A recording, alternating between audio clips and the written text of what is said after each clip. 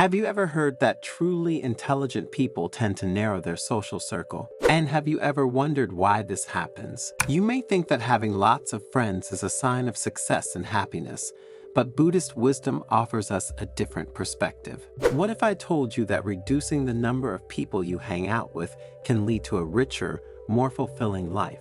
If you stick around to the end of this video, you'll discover 7 reasons why smart people choose to narrow their social circle, and how you too can benefit from this practice. But before continuing, if you haven't already done so, subscribe to the channel and activate notifications so that you are informed when we publish new content for your spiritual growth. The morning sun filtered through the maple leaves of the Zen garden, creating a play of light and shadow on the smooth stones surrounding the monastery. Kenzan, an elderly and venerable Buddhist monk, sat in a lotus position surrounded by his disciples and a group of pilgrims who had come from every corner of Japan. The air was thick with anticipation as those present anxiously awaited the master's teachings. The Zen garden was an oasis of peace and tranquility.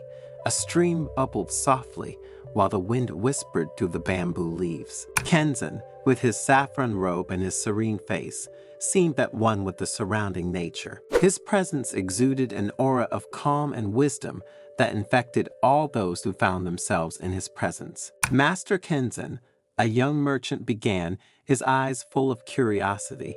"I have heard that wise people tend to shorten their social circle. Why does this happen? Isn't it important to have many friends and acquaintances to live a full and happy life?" Kenzan, his eyes shining with ancient wisdom, smiled benevolently. "Your question is profound, young friend," he replied in a calm, measured voice. "Buddhist wisdom teaches us that true happiness does not come from the number of friends, but from the quality of relationships. Intelligent people learn to distinguish between superficial and deep bonds, understanding that not all friendships are beneficial." The monk looked up at the sky, where the clouds chased each other like fleeting thoughts. Narrowing one's circle does not mean isolating oneself, but carefully choosing who to associate with, favoring those who enrich and inspire us. It is a process of personal and spiritual growth, a process thanks to which each of us can find serenity and inner peace. Kenzan paused briefly, letting his words settle in the minds of those present. Then, with a flick of his eyes,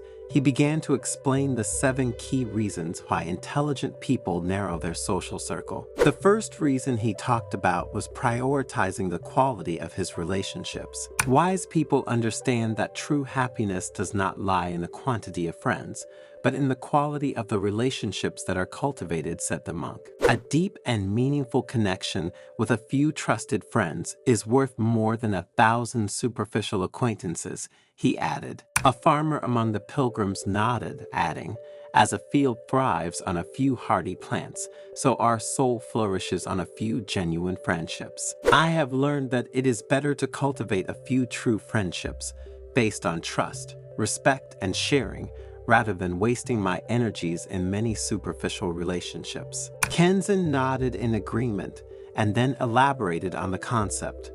Superficial relationships may give us the illusion of being connected, but in reality, they leave us empty and dissatisfied. Conversations are often mundane, centered around gossip or complaints that fill our hearts and minds with negativity. In these cases, there is no real exchange of ideas, emotions, and experiences.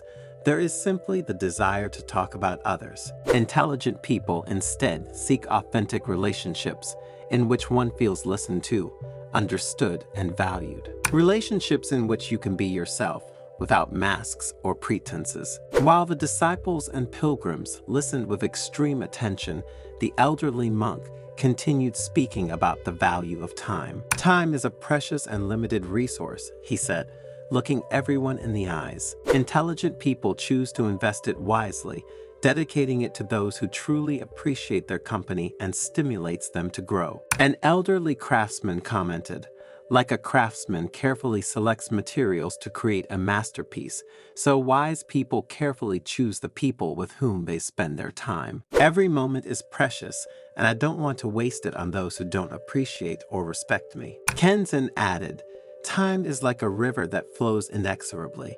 We cannot stop it, nor go back.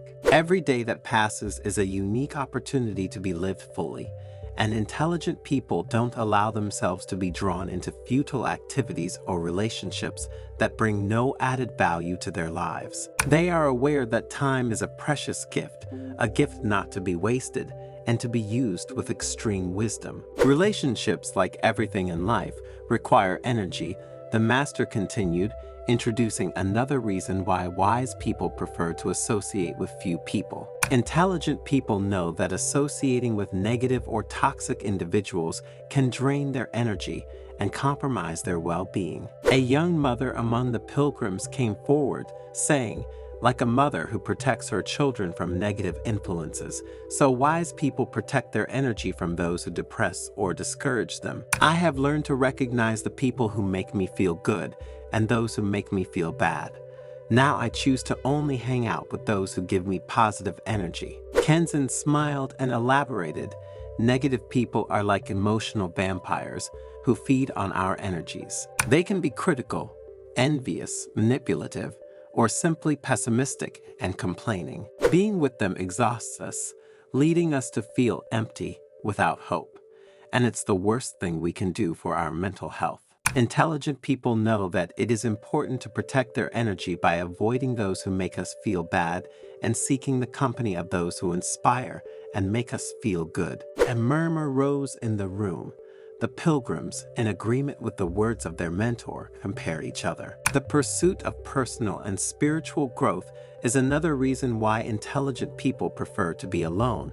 The monk said of another point in his lesson. Intelligent people are constantly seeking new knowledge and experiences that can enrich their lives and foster their personal and spiritual growth, he added. And surrounding themselves only with people who share their interests and values can help them achieve this goal. A younger monk who, until then, had been listening attentively added, "Like a tree that thrives thanks to sunlight and water, so our soul grows thanks to the inspiration and support of those who surrounds us." I learned a lot from my travel companions, from their successes and their failures, from their joys and their pains. Kenzan continued, "Intelligent people are not satisfied with what they know, but are always open to new ideas and perspectives. They look for friends who challenge them to think differently, to overcome their limits, to discover new passions. Remember, friendships based on mutual growth are like rivers that flow together, enriching each other." The desire for authenticity is another reason that intelligent people want to have few friends. Intelligent people appreciate authenticity and sincerity in relationships,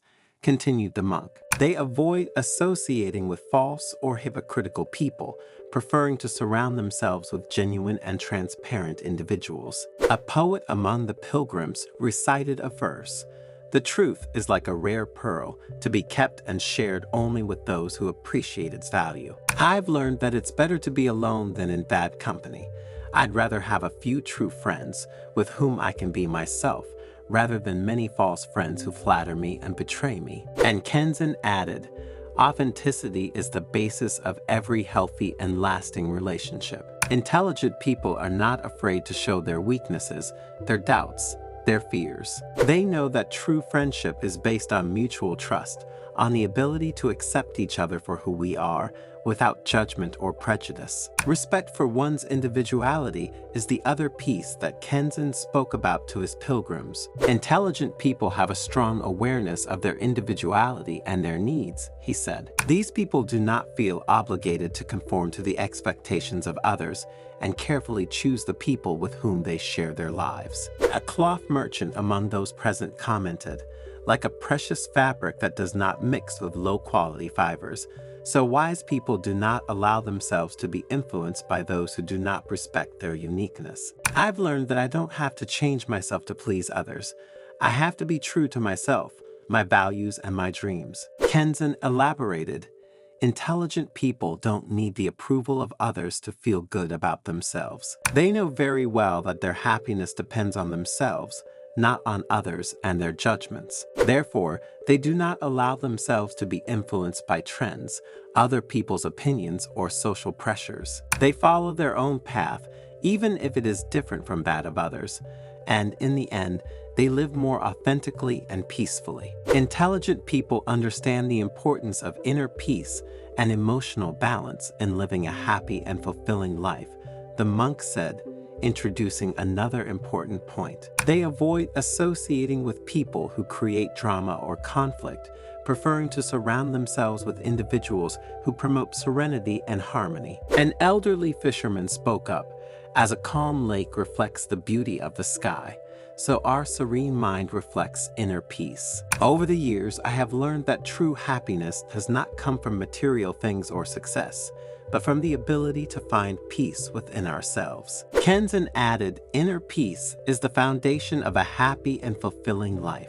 Intelligent people know that negative emotions, such as anger, fear, envy, are like poisons that poison our soul. For this reason, they try to cultivate positive emotions, such as joy, gratitude, compassion, and they choose to associate with people who help them maintain emotional balance, avoiding those who transfer stress, anxiety, or anger to them. A young disciple, with eyes full of enthusiasm, intervened. "Master, I have understood the importance of surrounding myself with positive people, but how can I recognize them?" Kenzan smiled and replied, "Observe how you feel when you are in their company. Do you feel energetic, inspired, full of joy? Or do you feel drained, anxious, demotivated?" Positive people make you feel good about yourself, encourage you to pursue your dreams, support you in difficult times. Negative people, on the other hand, drag you down, criticize you, make you doubt yourself. Another pilgrim asked, "Master, what should I do if I have friends who are dear to me, but who sometimes make me feel bad?" Kenzan responded kindly, "Communication is key in any relationship. Talk to your friends, tell them how you feel and what you expect from them. If they are true friends, they will listen to your words and try to change their behavior. If they don't, perhaps it's time to reevaluate your friendship and, however painful, distance yourself from it and preserve your inner world." The sun was now setting, painting the sky in shades of gold and red. Those present took leave of Kenzan, bringing with them a precious teaching. True wealth lies in authentic and meaningful relationships.